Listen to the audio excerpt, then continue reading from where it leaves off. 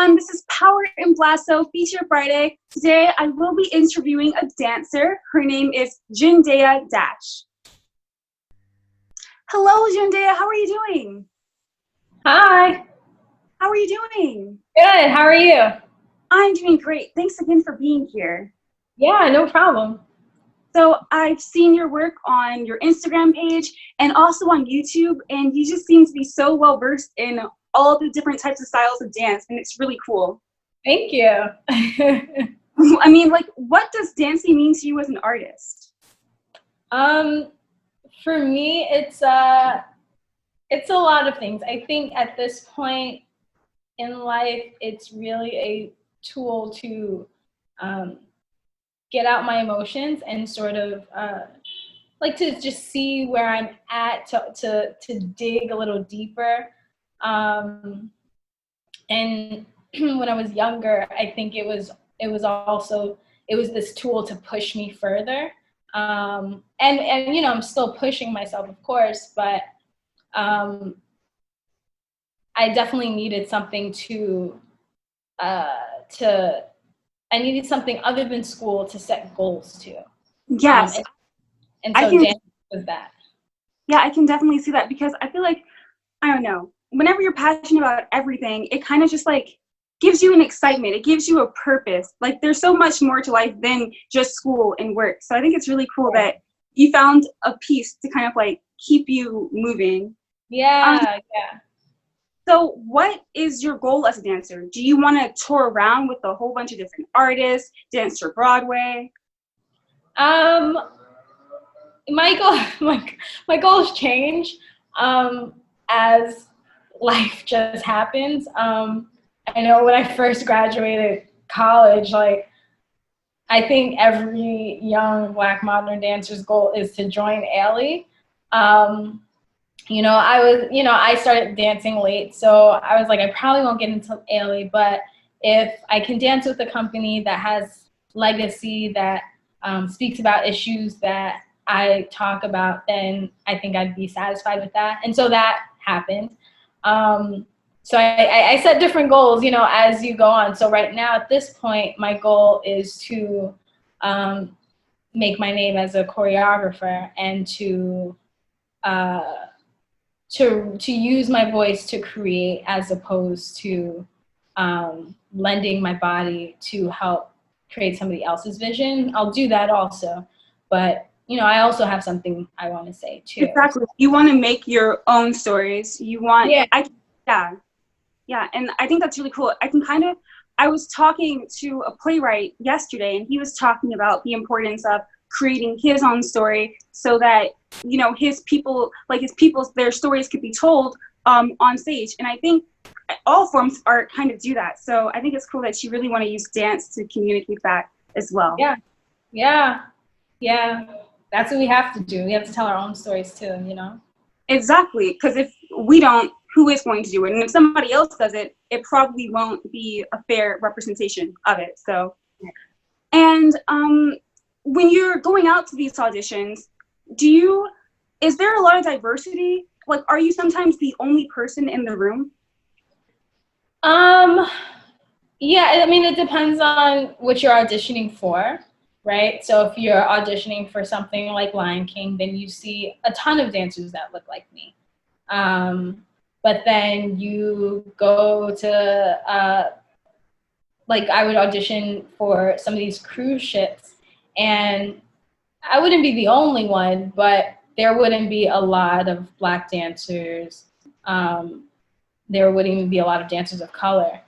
So I think it depends on what you're auditioning for, spaces that you occupy. When I would audition for some talent agencies, I'd see a lot of people that look like me if it's a hip hop audition. But then if you go to one of the Broadway calls, then you see less Black people, you know? It's like, so it's just like, I don't know. It feels like, because like hip hop is like a stereotypical kind of like Black thing. The Lion King, that's a Black thing. Do you think that Black dancers have a lot of opportunities for other styles of dance that aren't for Black people? Because a lot of times people, they like to put certain colors of people into just like one area. Do you think there's ways to step outside of that one area? Absolutely. And it's never about the lack of dancers, right? Like there's a ton of Black modern dancers. There's a ton of Black ballet dancers, right? It's about who's in the room, right? And who decides what the quota is, or who decides like, oh, we have enough Black dancers, or we have enough, you know what I mean? So it's never about there not being enough of us, right? It's about how we're represented, and what we're represented in. Yes. So yeah, I think I answered your question. I'm not sure. No, yes, you definitely did. And I think with you being a creator, like you were talking about, having more of us in the room in the position to like decide like who's going to be in a particular show or dance, that would definitely help bring in more inclusion. So, and what do you think is the hardest thing about being a dancer? Because it definitely takes a lot of discipline. I only danced for like a little bit when I was like small, but it can be very intense, and it is like a sport. So what's the hardest thing for you? I think right now, the hardest thing for me, quarantine and all, is figuring out how to I guess, how do I phrase this? We almost kind of feel like time sort of stopped, right, in quarantine. So I'm trying to figure out how I can not necessarily pick up where I left off, but continue growing as an artist while in this state of quarantine. I mean, right now, that's my biggest struggle. Before that, I, again, it was really just about growing into myself as a choreographer, and the intricacies of that, managing people, being flexible with your vision and your artistry, knowing how to be a leader that listens, right? And not just one of those choreographers just like, do this, do that, do this, right? And listening to your dancers.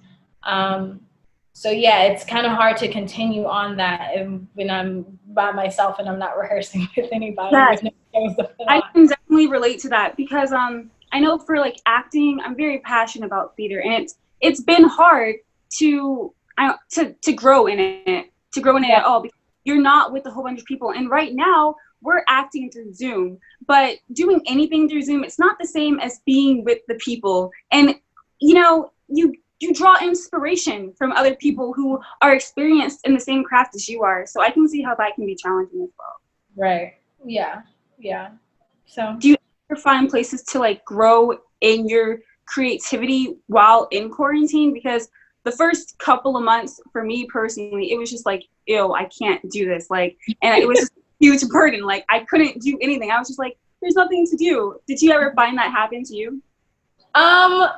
I think I'm only just getting there, but not even fully. Like, I'm a person that truly loves being by myself. I have brothers and sisters who are much older than me, but I grew up like an only child. So I'm so used to being by myself and like in quarantine or just not being able to like do anything.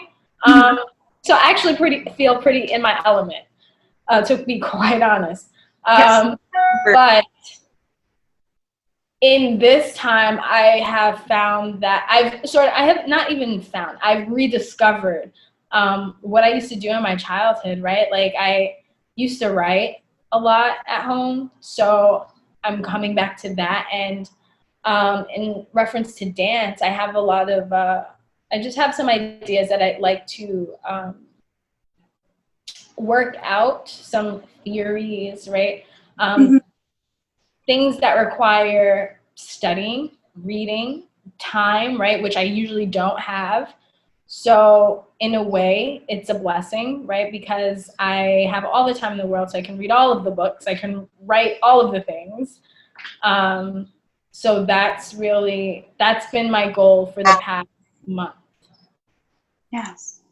Yes, and definitely. I feel like, yes, it can, I don't know, not for everybody, but it can be a little bit of a damper, if that's the right word for it. It can be kind of like ill when like you can't get out, but at the same time, like you said, there is nothing but time. And when you're alone and it's quiet, you have a lot of time to think and expand your horizons. So I like that you're taking advantage of the opportunity, and I can't wait to see some of the projects that you do after quarantine, because I'm pretty sure it's going to be better than ever. And speaking of which, do you have any projects coming up? So the project that was supposed to go on literally, it got canceled like 2 days before it was supposed to go up because everything shut down. My piece, The Gathering, which I think would be so relevant after quarantine, which just speaks about how Black Americans specifically, how we have created these spaces that almost become sanctuaries to us, right? Like, we're always like, oh, is that person cool? Like, can they come to the cookout? Like, right? Or even just in church, right? Like how it becomes a sanctuary not for religious purposes all the time, right? But this also just becomes a space where Black people have been able to worship the way worship the way we want to worship, right? Right. So and you know, there's just we've just created all these spaces for us to be ourselves in the midst of being oppressed. Yes, that's beautiful. Thank you. So that's what that piece was about. Even down to how we party, right? Like we get in a circle, we're hyping each other up. Yeah. So that piece speaks to that. Yes, and it's all through dance, right? Yeah. There's some poetry, because it was a stage performance, and you know, you gotta like give people time to change, catch your breath, all of that. You know, I inserted some spoken word by Amanda Edwards, who also dancing in the piece, and myself and my friend Ismahan Malo. So we all have poetry in the piece as well. Well, you will have to keep me updated so that I can see it when it does go up, because it does sound like something that you're very passionate about. It sounds like something that's very cool too. I really want to see it. It sounds amazing. Like, Thank you. I would travel to go and see that. It sounds so great. And that does bring us to the end of our interview. But before you go into your performance, do you have any advice for young aspiring dancers? Yes. Keep going. Don't let. I think it's important for young people to follow, as corny as it sounds, to follow their hearts truly, because I'm a firm believer that we are all born with all of the tools that we need to succeed, right? It's about the people around us and how they nurture that. And a lot of people tend to want to create people into what they want to be, as opposed to cultivating what is already there. So I think it's very important for young people, or anybody truly, to listen to themselves when they need to. Obviously, you gotta listen to your elders at some point, right? But if you really feel in your heart like this is something that you're supposed to do, right? then follow that and take the necessary steps to be the best that you can be, not just the best, right? Because when you're the best that you can be, it's like nobody can do what you do. You know. So well said. That actually spoke to me, actually, and I'm not even. I think that just speaks to everybody, honestly. Like, yeah, you're the leader of your own destiny. Like, nobody can hold you down. I like that.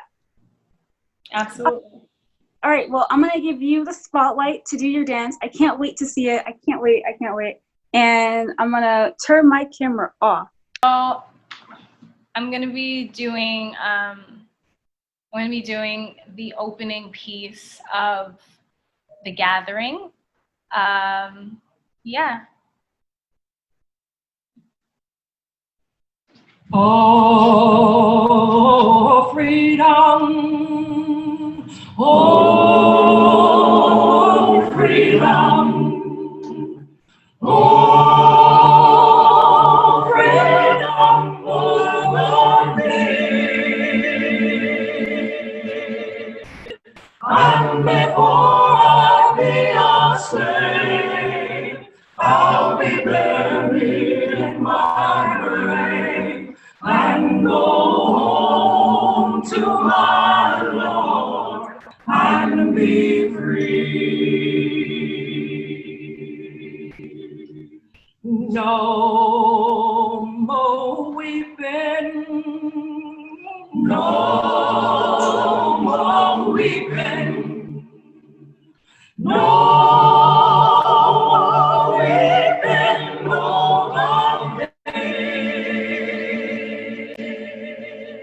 And before I be a slave, I'll be buried in my grave and go home to my Lord and be free.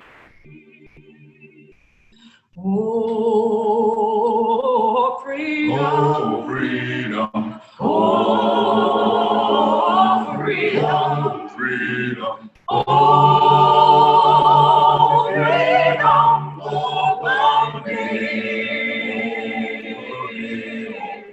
And before I be a slave, I'll be buried in my grave and go home to my Lord and be free.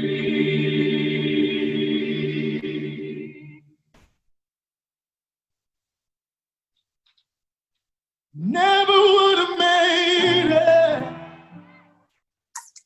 That was so beautiful. And oh my gosh, I got the story. I got the story through your movement and everything. That's one thing I really do love about. Am I on mute? I'm not on mute. Okay, good. No, you're not. That's one of the things I love about dance. I mean, I feel like with painting too, you can speak without words, but it's something about dance that just like really touches deeper into my soul. Like I just feel like, I don't know.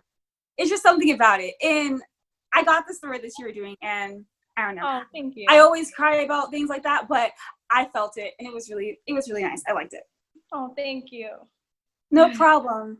And that does conclude the whole video. So thanks again for being here.